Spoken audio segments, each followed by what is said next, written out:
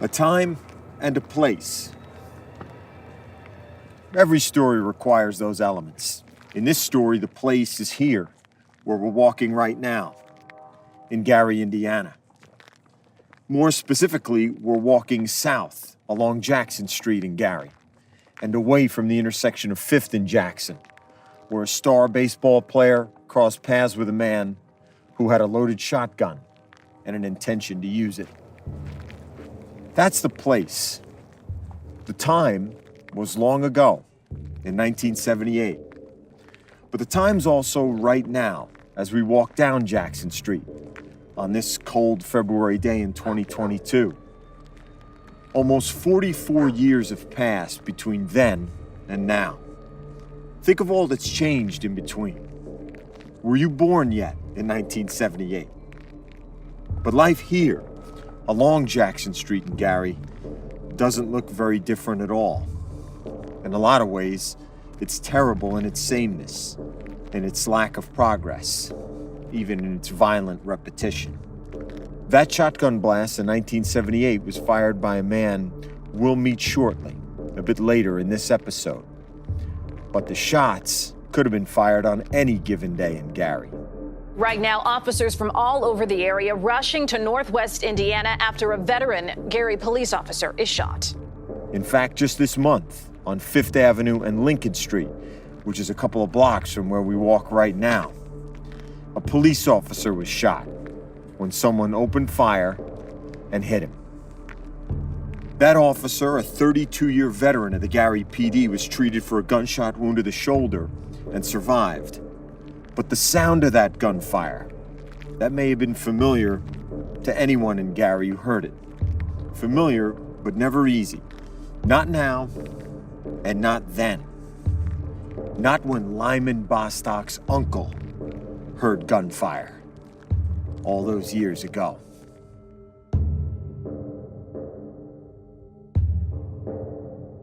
All of a sudden, I heard something like a flat tire or something, some tire blew out or something. And I looked around, and I think Barbara said, "Tom, your nephew's been shot." That's the voice of Tom Turner, Lyman Bostock's uncle, speaking in 2008, recounting their time together in Gary, Indiana, on the night of September 23rd, 1978. When they drove off that night with Lyman in the back seat of Tom's Buick Electra 225, neither they nor the two women they were dropping off a few blocks away had any idea there was a car pulling out behind them. The car would tail them for several long blocks through the city streets and then pull up alongside at a red light at the intersection of 5th and Jackson. In the next moments, a single shotgun blast fired.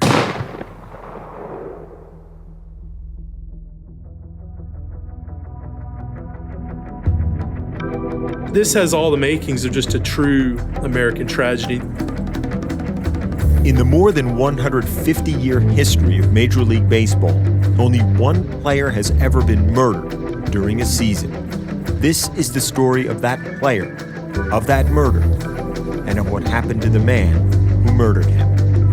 For Fox Sports Audio, I'm Tom Rinaldi, and this is Wesley, an episodic podcast telling the story of the life, career, and death of Lyman Wesley Bostock.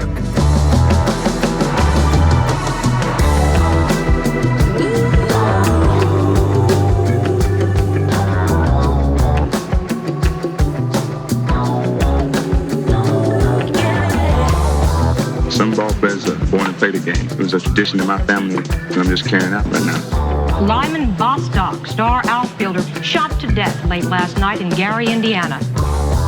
Definitely Hall of Fame, no doubt in my mind. Here's the drive to another left fielder, Minnesota's Lyman Bostock. Good timing, Lyman. This kid always had the smile on his face, that confidence.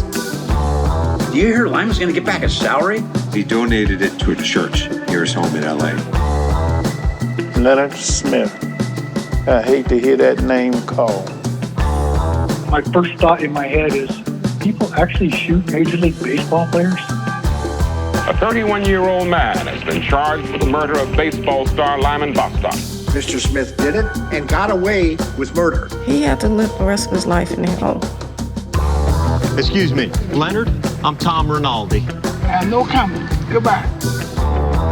It was just the finality of it. It's like walking into a brick wall.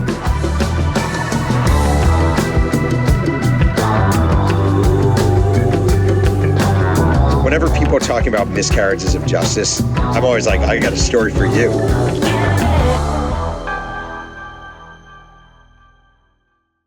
Episode 5, Wrong Place, Wrong Time. Saturday, September 23rd, 1978. Lyman Bostock started his day listening to one of his favorite songs, Land of Make Believe by Chuck Mangione. Although he had a game that afternoon against the White Sox, Lyman spent the morning at his uncle's house in Gary, Indiana, before heading to the ballpark. In the late 1970s, Gary was far from anyone's fairy tale, and not a place a professional baseball player might stop to visit. Lyman did, often, because of the aunts, uncles, and cousins who lived there. Jack Crawford was the Lake County prosecutor at that time, and his jurisdiction covered Gary.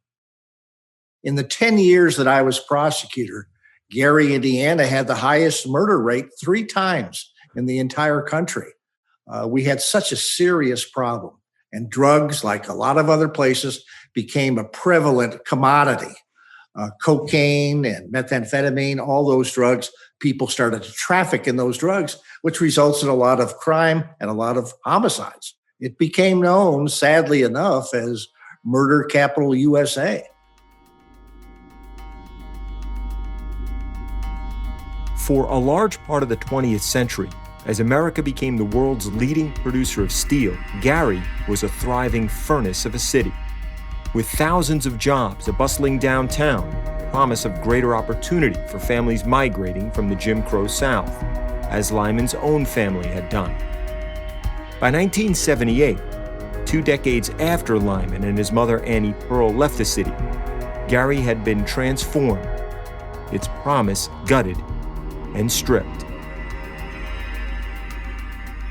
Roll Tapp was Lyman's cousin, who grew up in Gary. Like a lot of blue-collar towns, the steel mill started to become obsolete. And with that, the whole city started to deteriorate. The whole place became almost as if someone decided to say, hey, we're all relocating, and they left. And with not an economic base, poverty hit, crime became more prevalent, and it's never recovered.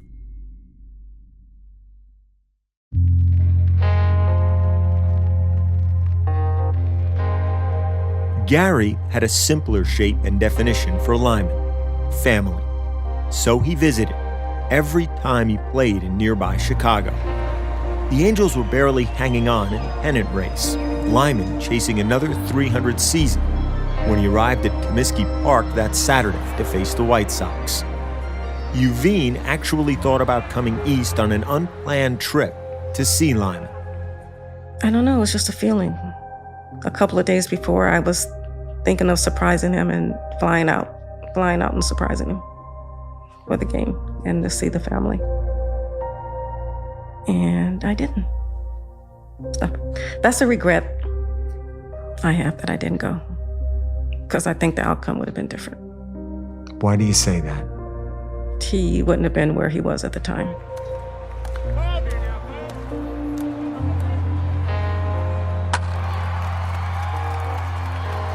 Lyman had 2 hits in his first 2 at-bats in the game. When he reached third base in the 3rd inning, he had a brief conversation with a former teammate from the Twins, White Sox third baseman Eric Soderholm. Years later, Soderholm would tell a reporter what Lyman had told him, that he'd gotten his life straightened out off the field, and it had turned things around on it. Lyman's wife, Youvene, understood what he meant. It was about his marriage and his relationship and what he was doing. And I think he had really sort of gotten to a point where he was really ready to settle down. And we'd had challenges trying to have kids, and he was really, ready to just settle down, focus in, concentrate on family, focus in on his career. And it just never got to happen.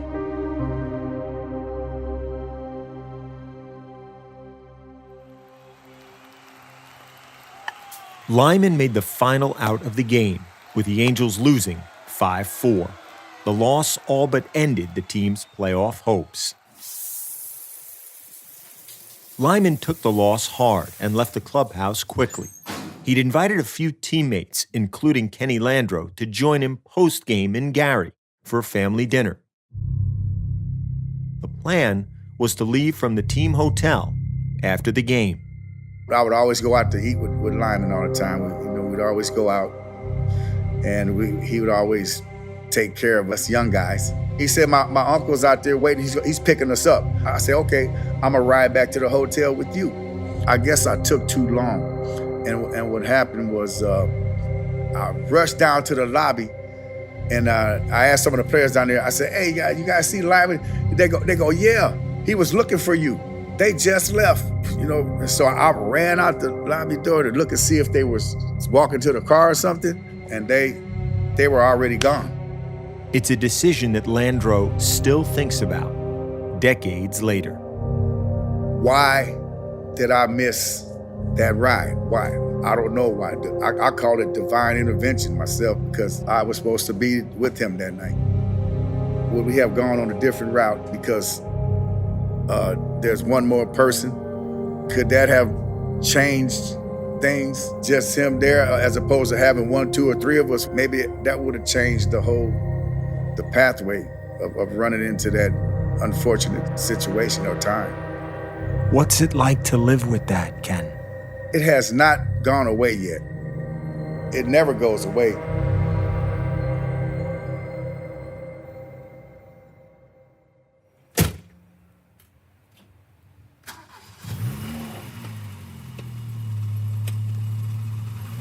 Lyman had gotten in his Uncle Tom Turner's gray Buick and made the short 25-mile trip to Gary.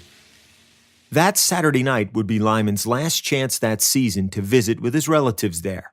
All the trips to Chicago meant trips to Gary, according to Tom Turner, from an interview we did back in 2008.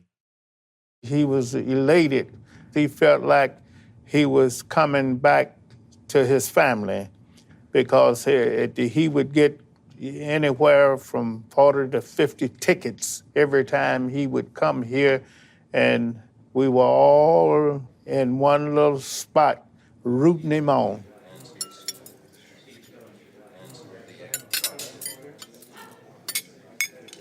After having dinner that night with his relatives, Lyman asked about a childhood friend, Joan Hawkins. A goddaughter to his Uncle Tom, Lyman would sometimes read to Joan on summer trips back to Gary. Before heading back to Chicago, Tom and Lyman drove a few blocks over to see Joan, who was at home with her sister, Barbara Smith. After a short visit, Lyman, Barbara, and Joan all came out. When he came out, he says, Tom, Barbara and Joan want me to drop them off over to their cousin's house. Is it okay? I said, sure. I don't mind. They got in the car, and we drove off.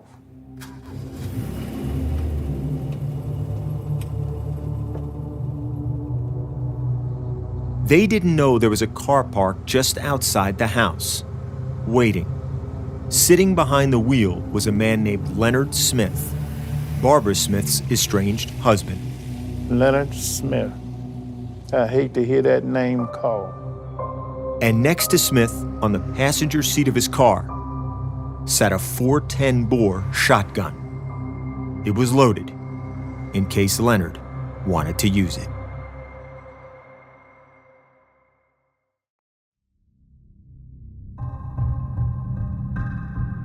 Lyman Bostock had no idea anyone was following him, nor had any reason to, when he rode in his uncle's car through Gary that Saturday night, September 23, 1978. He'd never met Leonard Smith, nor heard of him.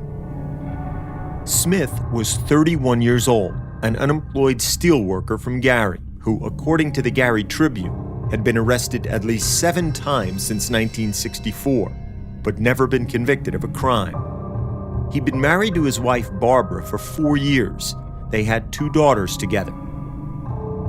Leonard allegedly struck Barbara and pulled a gun on her just days earlier. She was seeking a restraining order against him when she got in the back seat of Tom Turner's car next to Lyman.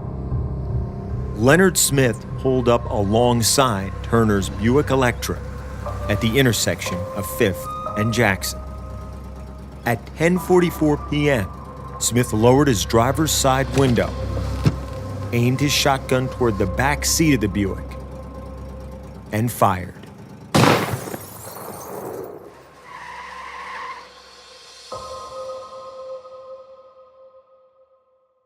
All of a sudden, I heard something like a flat tire, blew out or something. And I looked around, and I think Barbara say, "Tom, your nephew's been shot." And that's when I looked around, and he had slumped. And I was just, I couldn't believe it. I couldn't believe it. Turner got out of the car, rushed into a corner convenience store, and pleaded for help. Asked somebody, would they please call the ambulance so I could get my nephew to the hospital. He'd been shot. Lyman, seated closest to Leonard and the shotgun, was hit by the blast near his right temple. I couldn't believe somebody just shot off in the car. And that's when Barbara looked over and she knew her husband. She said, "That's my old stupid husband that shot Lyman, you know." So I couldn't imagine why would he do it, because she was sitting all the way over in one corner of the car and he was sitting all the way over in the other corner. He was sitting right up on the window.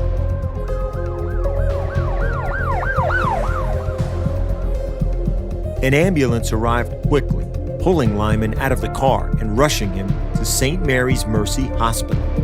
Lyman was still alive.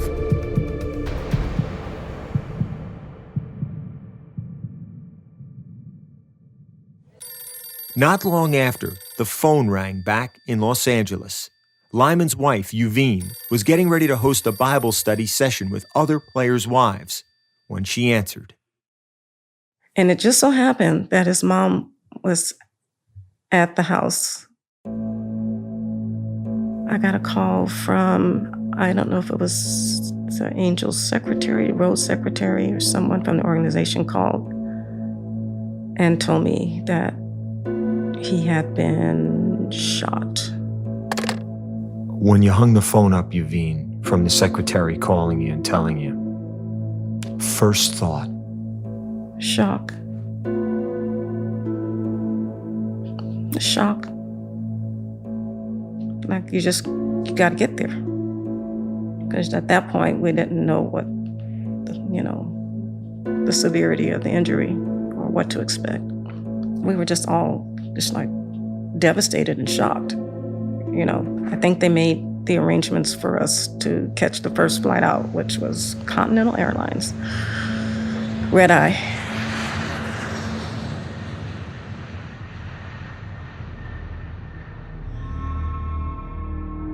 A bit later that night, with Lyman in intensive care, the news began to reach his team, as players and coaches were hearing what sounded impossible. Among the first to hear was Kenny Landreau, who Lyman had invited to come with him to Gary that night. It was like about 2 or 3 in the morning, the phone rings. It was our trainer, Fast Freddie. I go, "Hello," and Freddie goes, "I got some bad news right now, man. Lyman got shot." I said, "What?" He says, yeah, Lyman got shot. He's in Gary, Indiana. All I know is he's in surgery. And boy, that night became very long. Word would spread through Lyman's family in Gary, pass through the houses where his aunts, uncles, and cousins lived. One cousin was Roll Tapp, whose mother was a nurse. Tapp's mother went to the Mercy Hospital intensive care to see if she could help Lyman in any way. Tapp has never forgotten what his mother told him about Lyman's condition. He was still breathing. She said half his face was missing. And he could never be the same. He would never be a person. She said that she just could not imagine him being with us like that. I was like, whoa. She said, no, it was too horrendous for words.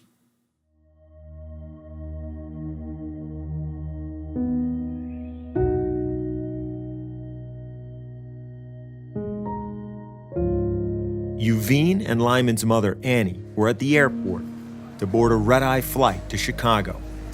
In 1978, long before the advent of cell phones, Youvene heard her name being paged over the airport's PA system. His mom's sister, and we pick up the phone, and she tells us that he died. And his mom just passes out in the airport. She just collapses. You know, it was horrible. So we take this whole 3.5-hour flight to Chicago. Just the two of us. They put us, we were in first class, no one around us, and it's just the two of us sitting in this dark plane, because it's night, to reach Chicago. It was the longest flight of my life. It was horrible. When the flight landed, Youvene and Annie Pearl were taken straight to the hospital. Oh, it was kind of like a zoo. They had police there. They met us on the tarp and took us with sirens ablaze straight to the hospital. They took us to ER, where he was laying on a table. And we got to say our goodbyes. It was pretty horrible. Sorry. Very cold, very sterile.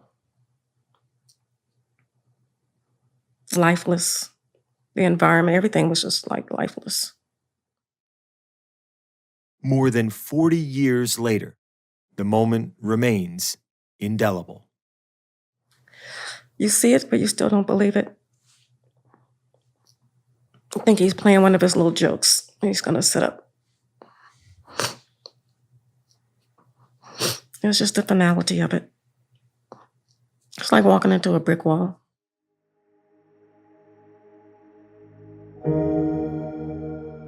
Between 1:30 and 2 a.m. Central Time, the morning of September 24th, 1978, Lyman Wesley Bostock was pronounced dead.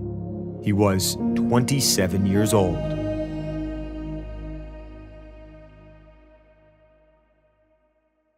Lyman Bostock, star outfielder for the California Angels, one of the highest paid players in baseball, shot to death late last night in Gary, Indiana. Lyman's other family, his team, was hurting in its own way. Here's Carney Lansford. We had just turned off the TV and just turned off the lights, and we're going to go to bed. And the phone rang in our room, calling to say that Lyman had been shot, and they didn't know if he was going to make it or not. And we were like, we were just supposed to set up, and we were like, what the heck is going on? Across the hallway from us was a couple of teammates, Danny Goodwin, and maybe Kenny Landreau, and maybe somebody else. We're walking by our room, and we heard them say, they don't think he's going to make it. And we had no idea what to do. I was probably more scared that night than I think I've ever been in my life. He actually invited me to go back to his home with him in Gary, Indiana. You think I could possibly sleep right now after that? So, I was up the entire night, scared to death. My first thought in my head is, people actually shoot Major League Baseball players? This is Bill Brooks, Lyman's brother-in-law, recalling that night. I can't remember specifically, but I may have gone to my room and just started crying. He's just starting his career. This is like his third, fourth year in the majors. He's on the front end of his career. He's a young guy, 27 years old. Why did this happen? How could this happen? And then hearing that he didn't make it, man, it just ripped me apart.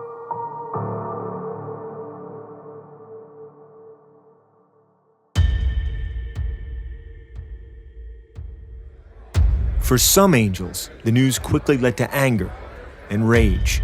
A number of Lyman's teammates wanted to leave the team hotel in Chicago and go to Gary to search for the man who'd shot and killed him.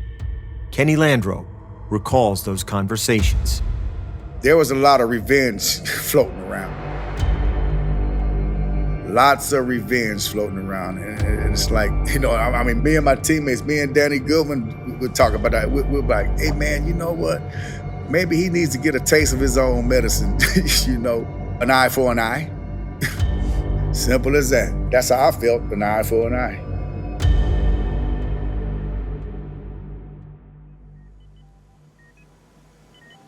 Back in Gary, police officers interviewed Barbara Smith at Mercy Hospital.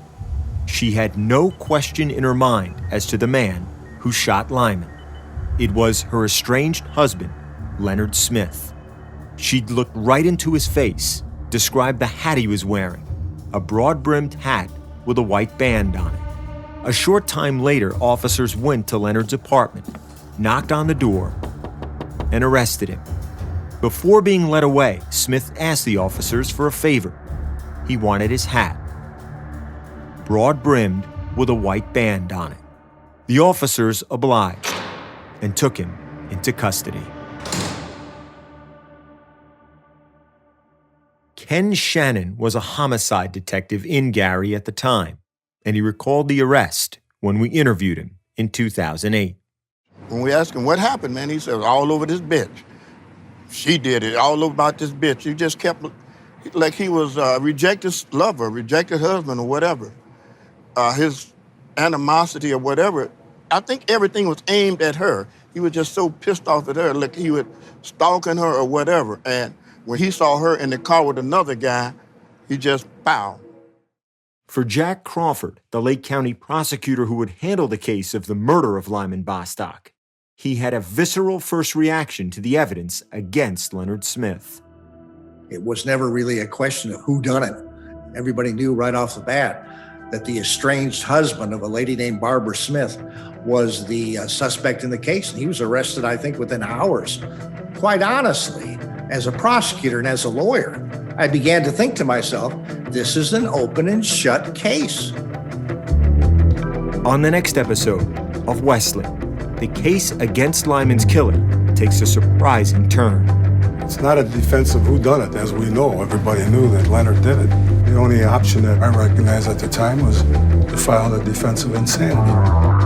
That's next time on Wesley.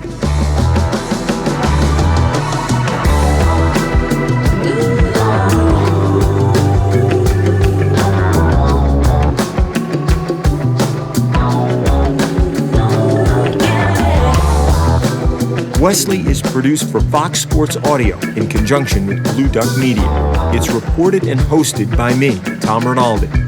Executive producers are Eric Shanks, Charlie Dixon, and me for Fox Sports.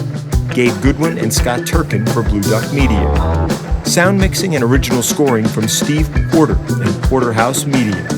Editing and sound design by Mike Goldstein. Audio field recording from Alan Chow. Jen Roman is our producer and production manager.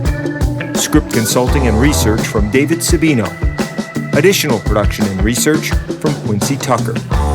Production support from Jonathan Berger, Matt Engelberg, Michael Vader, and Ben Redman. Special thanks to Youvene Whistler and her family, the Lyman Bostock family, the incomparable Willie Weinbaum, Major League Baseball, and ESPN.